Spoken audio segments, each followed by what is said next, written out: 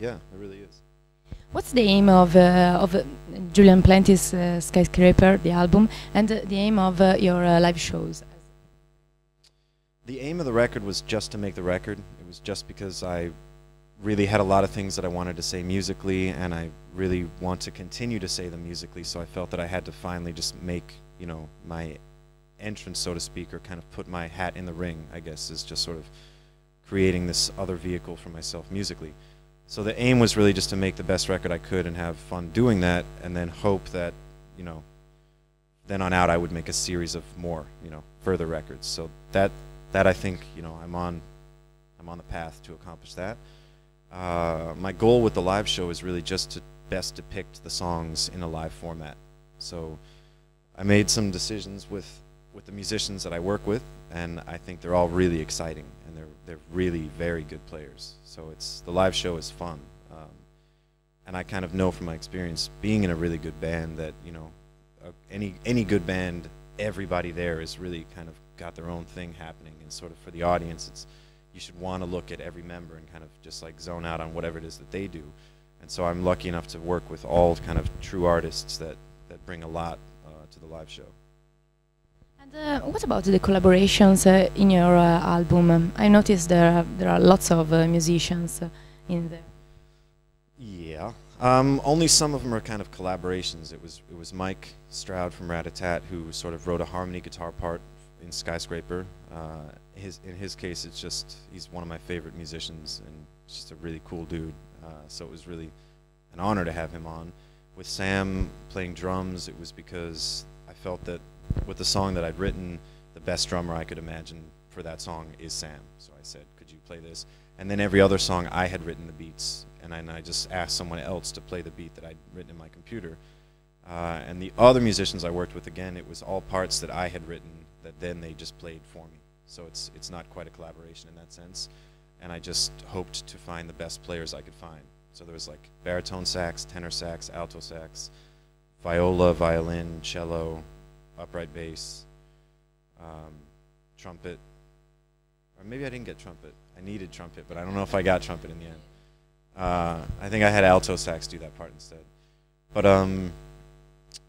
it was cool, out of working with those session musicians that I worked with, I found my cellist who is on tour with me.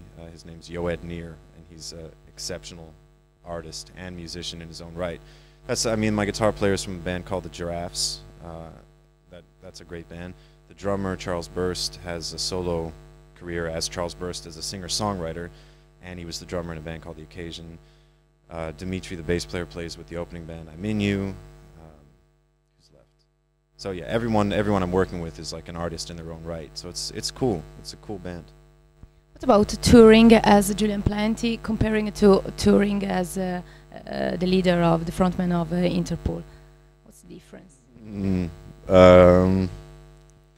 Well, it's different. I mean, I'm back to kind of smaller venues, so it's back to, I think any band that gets to a certain level where they're playing kind of bigger places, they really miss playing the little rock clubs, because that's where your kind of the early years were spent and the kind of wildest nights you had and the rock atmosphere.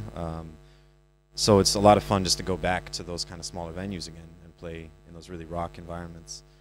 Other than that, you know, it's shittier hotels. Yeah, tour is tour. Tour is tour. I think other musicians will know what I mean by that. It's just tour is tour. And what about playing in a huge festival, comparing it to small clubs? You prefer small clubs, I suppose. No, I'm one of those people that's lucky enough to, I like it all. I love playing, you know, to a huge sea of people at a festival, and I love playing in a house in front of, you know, I think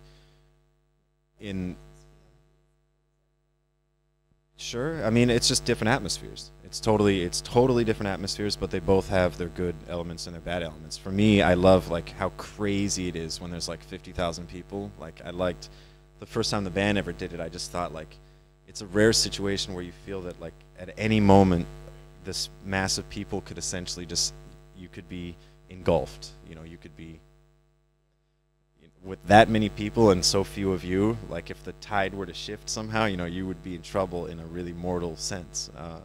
and that's kind of thrilling in a way. And I think I almost especially liked when I've opened for huge acts in our early career as in the band. A lot of people don't even know who you are. It's like, I love it. I love the idea of just like tens of thousands of people who have no idea what the fuck you're doing, you know, because it's frightening and exhilarating. And then a small club just has, yeah, the intimacy and the real kind of like sense of interacting with a group of people, which is really special. So they're totally different things that I find both very fun. And at least, how with the three adjectives would you describe your album Julian Plenti Is Skyscraper?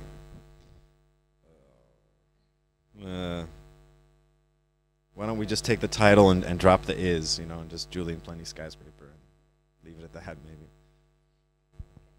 And at least, what about the next album of the Interpol?